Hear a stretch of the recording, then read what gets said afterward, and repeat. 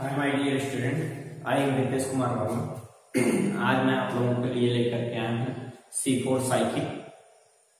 और हम ये आशा करते हैं कि आप लोग जो है मस्त होंगे, व्यस्त होंगे, ठीक है, और अब अच्छी तरीके से अपनी पढ़ाई कर रहे होंगे। यानी आप ये देख रहे हैं कि मतलब जो है राजनीतिक कसमाकस में वैकेंसियां तो इधर उधर हो ही रही है, ठीक है, और कब आएंगी कब नहीं आएंगे ये कुछ पता नहीं, ठीक है। लेकिन हम ये चाहते हैं कि आप जो मतलब रेगुलर भिड़े रहिए, ठीक है, रेगुलरिटी में। और मतलब जो है इस प्रकार की ये ना हो कि अचानक में वैकेंसी है या फिर मतलब जो है अचानक में डेट क्लियर हो जाए, जो टीजीटी पीजीटी पहले लगा हुआ है, ठीक है। तो इन सब चीजों को मतलब देखते हुए, इन चीजों को मद्देनजर रखते हुए आप जो अपनी पढ़ाई को रेगुलर बनाइए। ये करिए कि मतलब जो है अगर एक दिन आपको मतलब जो है एक आध टॉपिक पढ़ना है तो एक आध टॉपिक ही पढ़िए, लेकिन पढ़ते रहिए, ठीक है। तो इसके मतलब जो है आगे बढ़ाते हुए C4 साइकिल की बात करते हैं। C4 साइकिल मतलब जो C4 साइकिल या जो मतलब हैच सेलेक्ट पाथवे, ठीक है, यानी जो है मतलब C4 प्लांट कुछ ऐसे मतलब प्लांट होते हैं। इसके पहले हमने C3 साइकिल आपको बताया था, ठीक है, जो मतलब फोटोसिंथेसिस का लाइट रिएक्शन बताया था, डार्क रिएक्शन बताया था। तो अलग अलग प्रकार के मतलब जो है आपको रिएक्शन में जो मतलब प्लांट फिजियोलॉजी के जो है हर टॉपिक आपको क्लियर किए जा रहे हैं। और इस मतलब जो है इस क्लियरिटी के टॉपिक मतलब इसके अनुसार जो है आप धीरे धीरे पढ़ते भी रहिए। आप लोगों की सुविधा को देखते हुए हम बहुत लंबा वीडियो बना भी नहीं रहे हैं, तो चलिए ज्यादा टाइम ना लेते हुए मतलब जो है हम इसलिए किसी भी टॉपिक पे इस प्रकार का मतलब ऐसा नहीं है कि आपको टॉपिक से पहले किसी चीज की बात होता है, ठीक है, सामाजिकता का ज्ञान आपको पहले से, ठीक है। तो आइए हम जो मतलब अपने टॉपिक पर ही चलते हैं। सबसे मेन पॉइंट मतलब जो है टॉपिक टू टॉपिक हम पढ़ेंगे थोड़ा थोड़ा करते हुए। यहाँ पे जैसे कि हमने लिखा है कि C4 पाथवे, ठीक है। अभी तक आपने C3 पाथवे या C3 साइकिल या C4 साइकिल, ठीक है, तो इस प्रकार से देखा था। और इसे जो मतलब दो साइंटिस्टों के द्वारा किया गया जिनका नाम हैच और स्लैट था, तो इनके नाम पर हैच स्लैट पाथवे भी नाम रख दिया गया, ठीक है। साइंटिस्ट के आधार पर जो मतलब हैच स्लैट पाथवे या C4 पाथवे के या C4 साइकिल के नाम से ये मतलब जो है प्रक्रिया चलती है, ठीक है। सबसे पहले इसको जो है रिपोर्ट किया गया था या ऑब्जर्व किया गया था ग्रेमनी फैमिली में, ठीक है। सबसे पहले जो मतलब ग्रेमनी फैमिली में इसे जो है इसको जो मतलब देखा गया था, सबसे पहले बताया गया था। लेकिन ग्रेमनी फैमिली में दो प्लांट आप छोड़ दीजिएगा, एक्सेप्ट व्हीट और राइस, इन दोनों में C4 साइकिल नहीं पाई जाती, इसमें C3 ही पाई जाती। तो व्हीट और राइस यानी गेहूं और धान को आप छोड़ करके बाकी जो भी मतलब ग्रेमनी फैमिली में जैसे आपका शुगर केन, मेज है, सारघम है, ठीक है, तो ये सब मतलब जो है इनमें क्या होता है C4 पाथवे पाया जाता है, ठीक है। तो एक सेक्ट्राइनी इस प्रकार से जो मतलब C4 पाथवे जो है वो जो मतलब ग्रेमनी फैमिली में सबसे पहले ऑब्जर्व किया गया था, सबसे पहले देखा गया था। लेकिन उसमें भी मतलब ग्रेमनी फैमिली में भी आप ये चीज कह सकते हैं कि मतलब जो है धान और गेहूं वाले प्लांट में ये नहीं पाया जाता। क्यों? क्योंकि ये ऐसे लीव्स में पाया जाता है, ऐसे प्लांट में पाया जाता है जिनकी एनाटॉमी ही अलग प्रकार की होती है, जिसे क्रैंज एनाटॉमी कहा जाता है, ठीक है। क्रैंज एनाटॉमी कहा जाता है। क्रैंज माने होता माला, ठीक है, यानी बंडल शीथ सेल जो होती हैं वो माले जैसे जो मतलब जाइलम और फ्लोएम के चारों तरफ ऐसे घिरी हुई रहती हैं, एक लेयर, दो लेयर, तीन लेयर या कई लेयरों में जो मतलब घिरी रहती हैं, उसी को क्रैंज एनाटॉमी कहा जाता है। तो क्रैंज एनाटॉमी जिन प्लांट में पाया जाता है उसी प्लांट में क्या होता है बंडल, उसी में जो है C4 साइकिल होता है, ठीक है। और पॉइंट देख लीजिए, also found in dicot plant, ये डाइकाट प्लांट में भी पाया जाता है। ऐसा नहीं कि सिर्फ मोनोकाट प्लांट में ऑब्जर्व किया गया था या रिपोर्ट किया गया था कि सबसे पहले जो है ग्रेमनी फैमिली में कहा गया था, जिसका मतलब ये नहीं मोनोकाट में पाया जाता है, ये डाइकाट प्लांट में भी पाया जाता है। जिस भी प्लांट के लीव्स की एनाटॉमी क्रैंज होती है उस जो है प्लांट में ये पाया जाता है, ठीक। और दूसरी चीज अगला देखिए यहाँ पे लिखा है क्रैंज एनाटॉमी इन C4 प्लांट। तो C4 प्लांट में कैसा एनाटॉमी होता है क्रेंज टाइप का एनाटॉमी होता है या इसी को हालो एनाटॉमी कहा जाता है। क्लोरोप्लास्ट डाइमॉर्फिक होता है, यानी यहाँ पर दो प्रकार के मतलब क्लोरोप्लास्ट होते हैं, मेसोफिल सेल में भी पाया जाता है और बंडल शीथ सेल में भी पाया जाता है। ठीक है, तो मेसोफिल सेल और बंडल शीथ सेल के जो क्लोरोप्लास्ट होते हैं वो अलग अलग टाइप होते हैं। आगे आपको दिया गया मेसोफिल सेल का जो क्लोरोप्लास्ट होता है उसमें ग्रेना परजेंट होता है, ग्रेनल क्लोरोप्लास्ट, यानी ग्रेना परजेंट होगा, इसीलिए इसे ग्रेनल क्लोरोप्लास्ट कहा जाता है। एक प्रकार का क्लोरोप्लास्ट ये वाला हो गया।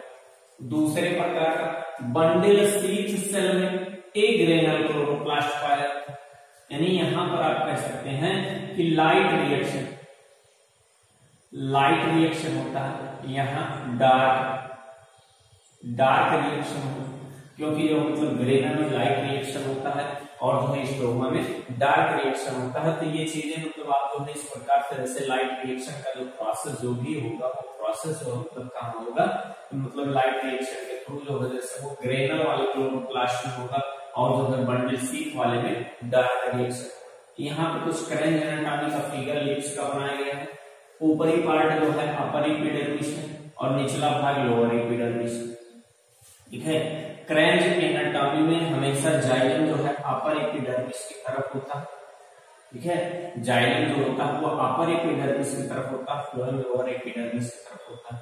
एपिडर्मिस के बाद जो मतलब हमारे पास कुछ जो मतलब ऐसे लार्ज टाइप की जो है इलांगेटेड सेल्स होती हैं जिन्हें मेसोफिल सेल कहा जाता है। ठीक है, जिन्हें क्या कहा जाता है, मेसोफिल सेल कहा जाता है। और इस मेसोफिल सेल में जो क्लोरोप्लास्ट प्रेजेंट होते हैं, क्लोरोप्लास्ट जो प्रेजेंट होते हैं वो कैसे होते हैं, ग्रेनल क्लोरोप्लास्ट होते हैं, यानी ऐसे क्लोरोप्लास्ट में ग्रेनल जो मतलब हाईली आप कह सकते हैं कि और हाईली जो मतलब क्या होते हैं डेवलप होते हैं, तो ग्रेनल क्लोरोप्लास्ट होते हैं। उसके बाद फिर जाइलम और फ्लोएम के चारों तरफ देख रहे हैं क्रेंज टाइप, यानी एक माले जैसी, माला जो गले में पहना जाता है, माले जैसी संरचना बनी हुई कई लेयर में, 3 लेयर में हमने दिखाया, तो कई लेयरों में हो सकती है, 1 लेयर में 2 लेयर में भी हो सकती है, ऐसा नहीं। तो बंडल शीथ सेल के अंदर जो भी मतलब जो है जो क्लोरोप्लास्ट पाए जाते हैं उसमें ग्रेना एब्सेंट होता है। यहाँ पे लिखा गया बंडल शीथ सेल एग्रेनल, यहाँ पे लिखा गया मेसोफिल सेल ग्रेनल। तो ग्रेनल क्लोरोप्लास्ट या जो है ग्रेनल हरित लवक जो पाया जाता है वो मेसोफिल सेल में पाया जाता है, और एग्रेनल जिसमें ग्रेना एब्सेंट होता है वो जो है बंडल शीथ सेल में पाया जाता है। ये तो जो मतलब क्रेंज टाइप का एनाटॉमी है। ऐसी एनाटॉमी जिस लीव्स में पाई जाएगी उसमें जो मतलब क्या होगा, C4 साइकिल चलेगा, उसमें क्या चलेगा, C4 साइकिल चलेगा। अब C4 साइकिल या इसी को हैच स्लैग साइकिल कहा जाता है, हैच स्लैग चक्र या C4 पाथवे या जो हैच स्लैग पाथवे कहा जाता है। तो ये चीजें मतलब जो है इसमें कंफ्यूज होने की जरूरत नहीं, सी ये मोनोकाट है कि डाइकाट है, तो ऐसा कुछ नहीं। मतलब जो है ये जिस भी लीव्स में इस प्रकार की एनाटॉमी पाई जाएगी उस लीव्स में ये जो है इस प्रकार का क्लोरोप्लास्ट, तो उस प्रकार का जो साइकिल पाया जाए। ठीक है, आइए इसका स्कीमेटिक डायग्राम बना हुआ है जिसमें हमने दिखाया कि मतलब जो है इधर मेसोफिल सेल है, इधर बंडल शीथ सेल है। तो मेसोफिल सेल और बंडल शीथ सेल में जो मतलब इस प्रकार से कैसे जो प्रोसेस होता है, यहाँ पर दिखाया गया कि एटमॉस्फेरिक जो है कार्बन डाइऑक्साइड को स्टोमेटा के थ्रू एब्जॉर्ब किया जाता है। अब एब्जॉर्ब करने के बाद सबसे पहले जो, ठीक है, सबसे पहले जो मतलब कार्बन डाइऑक्साइड का एक्सेप्टर यहाँ कौन होता है, पीईपी, इसे क्या होता है, phosphoenol pyruvic acid.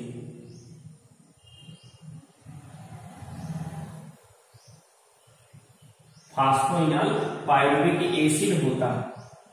Phosphoenol pyruvic acid 3 carbon compound होता है। ठीक है, इसमें कार्बन की संख्या कितनी मिलती है, 3 कार्बन कंपाउंड होता है। और कार्बन डाइऑक्साइड से ऐड होकर के, ये प्लस का निशान है, प्लस यानी इससे जो है ऐड होकर के आप ऐसे लगा सकते हैं। ठीक है, दोनों ऐड होकर के यानी पीईपी और कार्बन डाइऑक्साइड ऐड होकर के OAA का फॉर्मेशन करते हैं, ऑक्सैलो एसिटिक एसिड।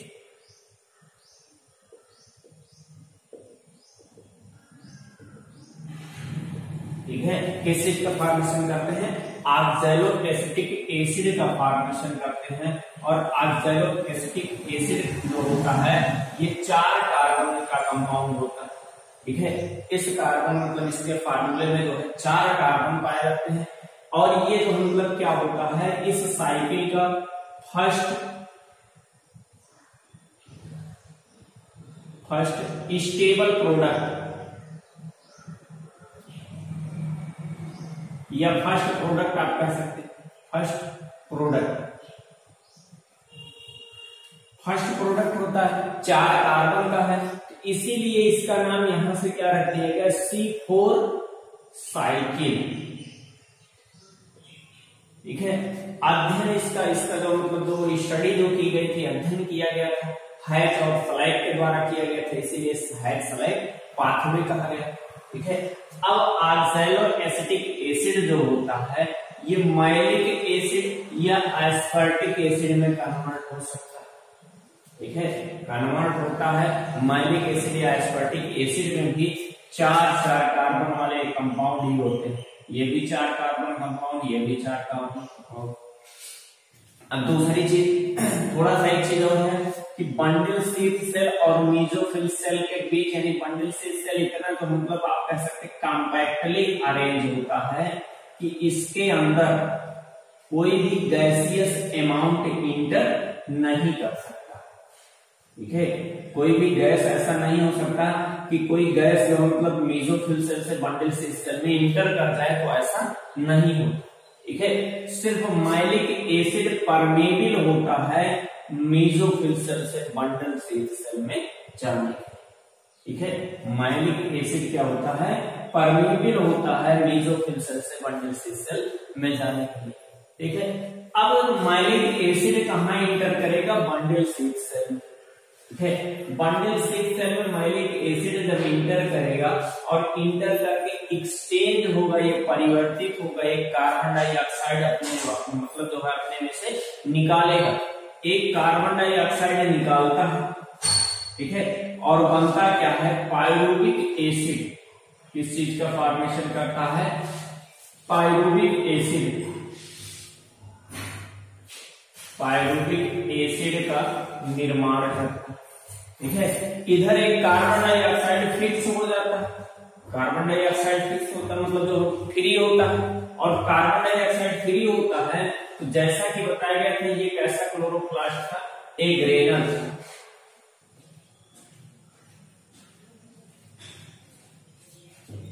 एग्रेनल था, और ये जो बंडल शीथ जो मीजोफिल सेल में था, ग्रेनल क्लोरोप्लास्ट।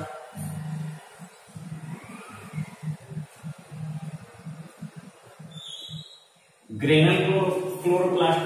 तो ग्रेनल वाला जो क्लोरोप्लास्ट था ये जो है मतलब इसमें क्या था कि इसमें जो है प्रोसेस हुआ, मैलिक एसिड का फॉर्मेशन हुआ।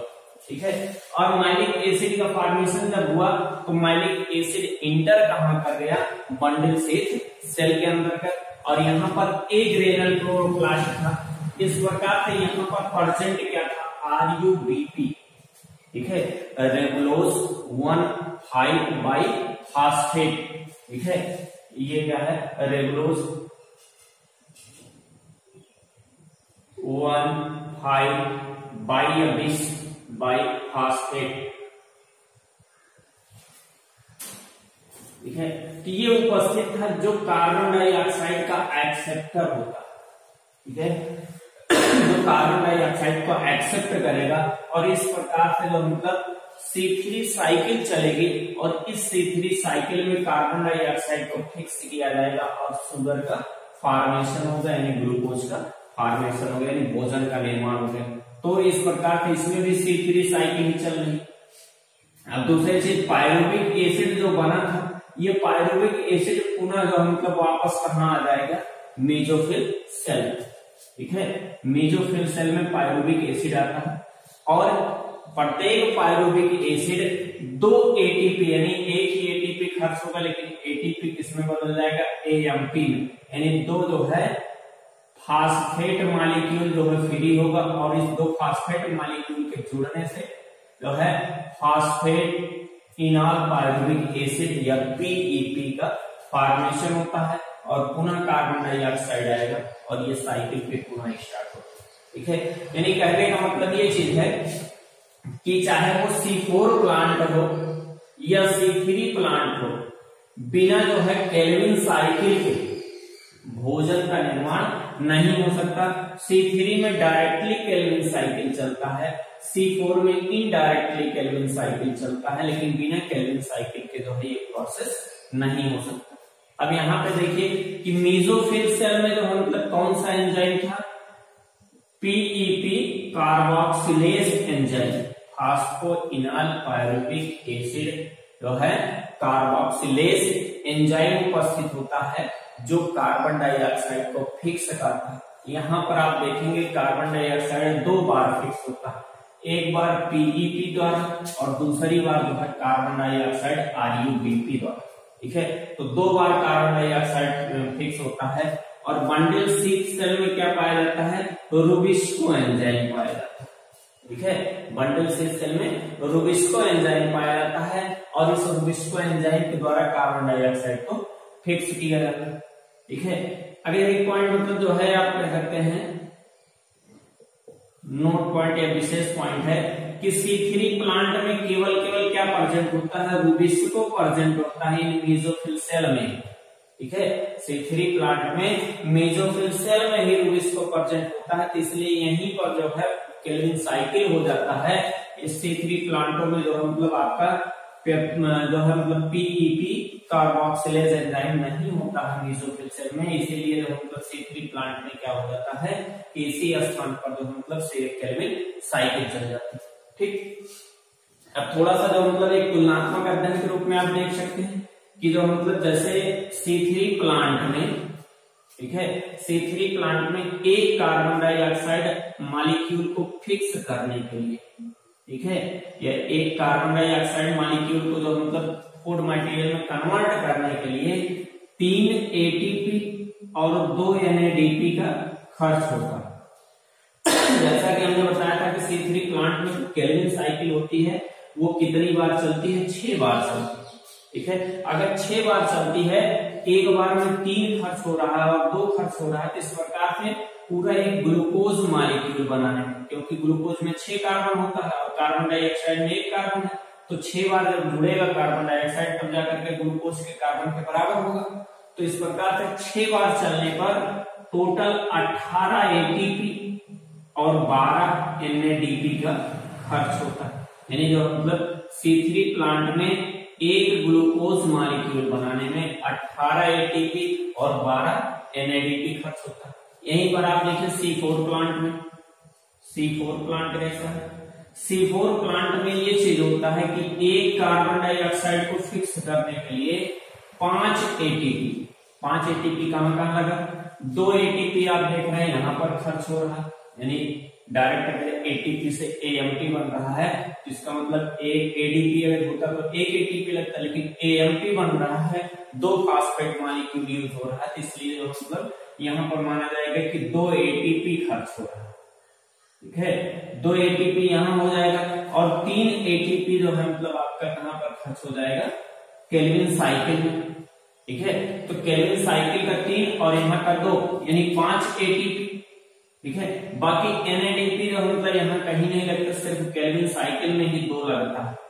ठीक है, यानी इस प्रकार से एक कार्बन डाइऑक्साइड को फिक्स करने के लिए C4 प्लांट में 5 ATP और 2 NADP H2 खर्च होता है, और इस प्रकार से एक ग्लूकोज का जब फॉर्मेशन C4 प्लांट में होगा, ठीक है, तो वहां पर जो मतलब ये भी साइकिल 6 बार ही चलेगी। ठीक है, 6 बार चलेगी, तो इस प्रकार से जो मतलब 30 ATP और 12 NADP H2 खर्च होगा। यानी कहने का मतलब ये चीज है कि C3 प्लांट की अपेक्षा C4 प्लांट के जो सीड होते हैं उनसे उनमें ऊर्जा जो है अधिकतम निहित होती है, अधिकतम ऊर्जा का अमाउंट होता है।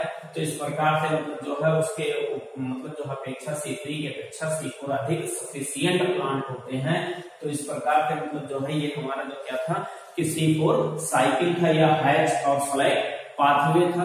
ठीक है, और जो मतलब इसके बाद अगला जो मतलब पाथवे आपका है C2 साइकिल, या जैसे मतलब जो है C2 साइकिल और जो है कैम साइकिल, ये तो साइकिलिंग आपका इस चैप्टर में बचा हुआ है, जिसको हम आगे अगले नेक्स्ट जो है वीडियो में क्लियर करेंगे। तब तक के लिए जो है मतलब आप लोगों को धन्यवाद देते हुए, और आप लोग अच्छे से पढ़ते रहिए, मेहनत करते रहिए। थैंक यू, जय हिंद।